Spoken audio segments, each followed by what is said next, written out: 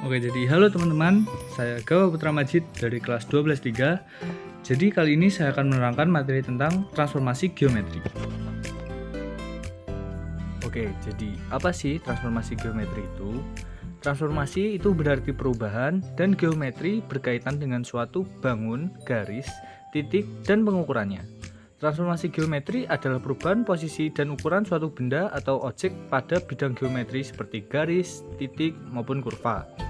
Oleh karena berkaitan dengan garis dan titik, maka transformasi geometri ini bisa dituliskan dalam bentuk koordinat kartesius maupun matriks. Contoh transformasi geometri dalam kehidupan sehari-hari adalah saat kamu bercermin dan bayanganmu tidak jelas pada cermin tersebut. Terus, apa sih jenis-jenis transformasi geometri? Jadi, transformasi geometri itu dibagi menjadi 4, yaitu yang pertama ada translasi, yang kedua refleksi, yang ketiga rotasi, dan yang keempat dilatasi. Jadi kali ini kita akan mempelajari apa sih perbedaan dari keempat jenis transformasi tersebut, apa sih perbedaan translasi, refleksi, rotasi, dan dilatasi. Jadi, translasi adalah perpindahan posisi suatu objek. Jika dinyatakan dalam koordinat kartesius, translasi merupakan perpindahan titik-titik koordinat suatu objek ke arah dan jarak tertentu. Pada peristiwa translasi ini, ukuran objek tidak mengalami perubahan ya. Bentuk umumnya itu P dalam kurung X, Y, kemudian ditranslasikan oleh A dan B, kemudian menjadi X-nya ditambah dari nilai A-nya dan Y-nya ditambah dari nilai B-nya.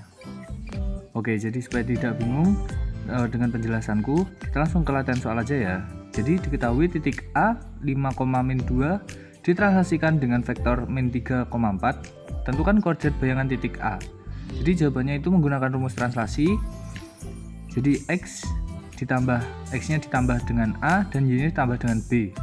Jadi koordinat bayangan titik A-nya menjadi dari awalnya 5,-2, yang 5 ditambah dengan -3 dan -2-nya ditambah 4 menjadi 2,2. Jadi koordinat titik bayangan A adalah 2,2.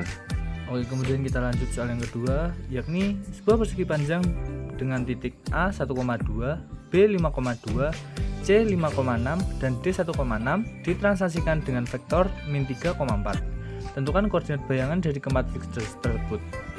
Jadi, untuk mengerjakan soal ini, itu caranya dengan menjumlahkan titik persegi panjang, masing-masing titik persegi panjang dengan vektor -3,4. Contohnya, yang A titik 1,2, yang 1 dijumlahkan dengan -3 dan yang 2 dijumlahkan dengan 4. Jadi X dijumlah dengan X dan Y dijumlah dengan Y. Maka dihasilkan -2,6. Begitu juga dengan yang B, C dan juga D. Sehingga didapatkan bayangan persegi panjang memiliki titik A -2,6, B 2,6, C 2,10 dan yang D -2,10. Kemudian contoh soal yang ketiga, yaitu ada sebuah segitiga dengan titik P 0,1, Q 2,3 dan R 4,-1 mengalami translasi dengan vektor 3,-2. Tentukan koordinat bayangan segitiga tersebut. Nah, ini juga sama ya teman-teman. Jadi titik-titiknya itu ditambahkan dengan vektornya satu persatu. Yang P 0,1 ditambah dengan 3,-2, hasilnya itu 3-1. Begitu juga titik Q dan juga R. Jadi bayangan segitiganya menjadi P 3,-1, Q 5,1 dan R 7,-3. Kemudian ada refleksi. Refleksi atau pencerminan adalah perpindahan titik suatu objek pada bidang sesuai dengan sifat pembentukan bayangan pada cermin datar. Pada prinsipnya, refleksi hampir sama dengan translasi, yaitu pergeseran. Hanya saja, pada refleksi memiliki sifat-sifat tertentu sedemikian sehingga posisi akhir objeknya merupakan hasil pencerminan objek awalnya. Sifat-sifat refleksi yang pertama ada jarak antar titik awal objek ke cermin sama dengan jarak titik akhir objek ke cermin. Yang kedua, garis penghubung antara objek awal dan akhirnya selalu tegak lurus cermin. Yang ketiga, jika dicerminkan terhadap sumbu X, maka garis penghubungnya tegak lurus terhadap sumbu X. Jika dicerminkan terhadap sumbu Y, garis penghubungnya juga akan tegak lurus terhadap sumbu Y. Kemudian sumbu X atau sumbu Y dianalogikan sebagai cermin atau pusat refleksi. Kemudian ada persamaan umum refleksi. Yang pertama, refleksi terhadap sumbu X itu tinggal min Y-nya diganti menjadi min Y, dari X, Y menjadi X, min Y. Kemudian yang refleksi terhadap sumbu Y itu gantian X-nya yang diganti negatif. Jadi dari X, Y menjadi min X, Y. Jadi seperti itu ya teman-teman. Dan matriksnya bisa kalian lihat sendiri pada gambar tersebut ya. Jadi refleksi terhadap sumbu X itu menjadi X, min Y. Kalau terhadap sumbu Y menjadi min X, Y. Jika terhadap garis Y sama dengan X, itu dibalik ya teman-teman, jadi Y, X dari X, Y. Kemudian kalau terhadap garis Y sama dengan min X, itu dibalik kemudian ditambah negatif, jadi min Y, min X dari X, Y. Jadi seperti itu ya teman-teman. Kemudian ada latihan soal nih. Sebuah segitiga dengan titik-titik P 2,3, Q 4,1 dan R 5,2 direfleksikan terhadap sumbu Y. Tentukan koordinat bayangan segitiga tersebut. Nah, cara mengerjakannya yakni dengan merefleksikan titik-titik tersebut ya teman-teman menjadi min X, Y dari X, Y. Jadi titik P 2,3 menjadi min 2,3, yang Q dari 4,1 menjadi min 4,1, yang R 5,2 menjadi min 5,2.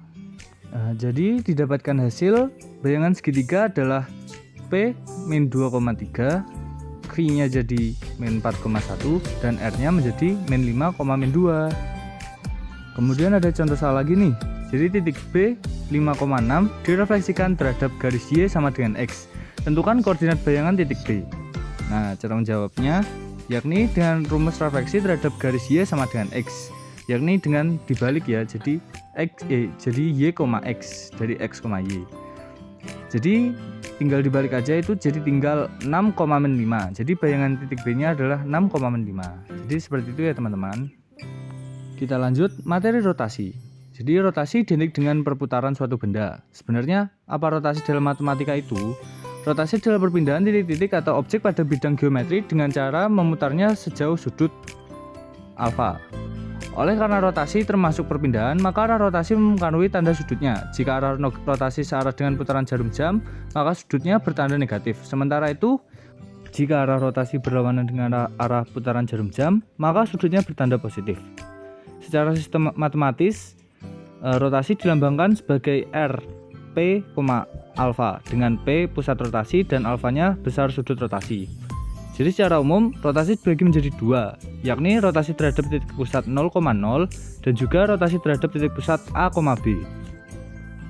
Nah, jadi ini adalah rotasi terhadap titik pusat 0,0 yang atas, dan yang bawah adalah rotasi terhadap titik pusat A, B. Bisa dibaca ya, itu.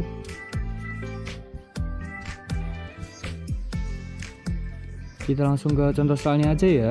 Jadi titik A 5,2 diputar 90 derajat berlawanan arah jarum jam terhadap titik asal 0,0. Tentukan koordinat bayangan titik A. Jadi cara menjawabnya dengan cara menggunakan rumus rotasi 90 derajat berlawanan arah jarum jam, yakni X, Y menjadi min Y, X. Jadi bayang titiknya itu yang Y ditaruh depan, diputar sama X dan ditambah negatif menjadi 2,5. Kemudian ada lagi nih. Jadi titik E min 4,6 diputar 180 derajat berlawanan arah jarum jam terhadap titik asal. Tentukan koordinat bayangnya. Jadi rotasi 180 derajat itu mengubah X, Y menjadi min X, min Y. Jadi tinggal di karena rumusnya min X, min Y, jadi tinggal titik asal menjadi min X, min Y menjadi 4, min 6. Kemudian ada dilatasi. Dilatasi adalah perpindahan titik-titik suatu objek terhadap titik tertentu berdasarkan faktor penggali. Oleh karena ada faktor penggali, maka peristiwa dilatasi ini bisa mengakibatkan perubahan ukuran objek, misalnya diperbesar, diperkecil, atau tetap. Adapun hubungan antara faktor penggali dan ukuran benda adalah sebagai berikut. Nah, itu bisa kalian baca sendiri ya teman-teman.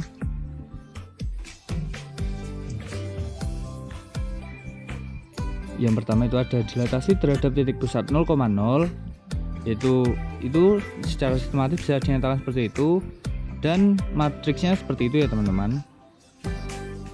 Kemudian ada dilatasi terhadap titik pusat A, B. Nah, itu sistematisnya seperti itu, bentukannya dan matriksnya menjadi seperti itu ya teman-teman. Kita langsung ke contoh soalnya aja.